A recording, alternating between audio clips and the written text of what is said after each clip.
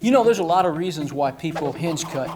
There's a lot of benefits to hinge cutting, but my whole world revolves around whitetail deer. One of the things that I like the most about hinge cutting is building, creating habitat that is very conducive to sanctuary.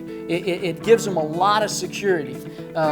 What's neat about my property is that I have a lot of topography, a lot of road. I have a lot of crop fields and these areas that are a couple 300 yards wide with timber strips, you know. In the past, they'll run right through it. If you spook, they'll run right through 200 yards like it's nothing and out the other side, and they keep going. But when you hinge cut an area, they just about would break their neck trying to run through it. So when they run into it, they slow down and they hold. And they hold because they have security. They have these trees laying over every which way with vegetation growing straight up to the sky. That's pretty neat.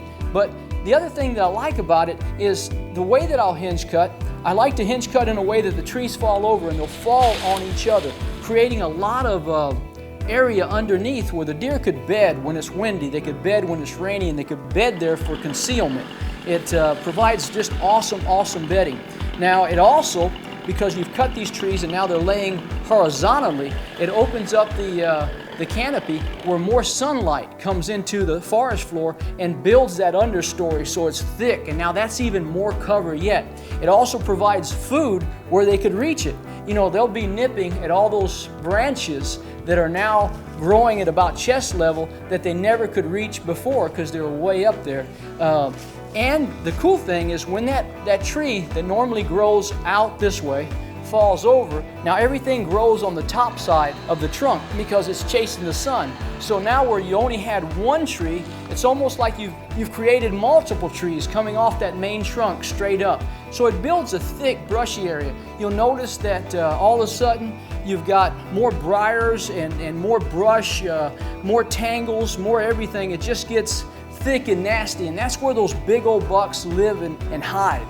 For creating cover and habitat for the purpose of having the deer bed in there and hold in there and feel secure there, we're cutting about chest high, creating that safety zone underneath. But for the purpose of funneling deer, cut a little lower where they couldn't go under as easily. You know, maybe cut a little bit above knee high and had the trees fall where we did not want them to go.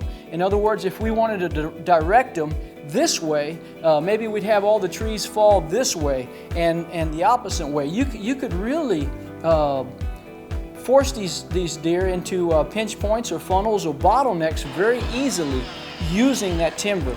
And at the same time, you're creating optimum habitat to hold them and producing opportunities for more shots in the field.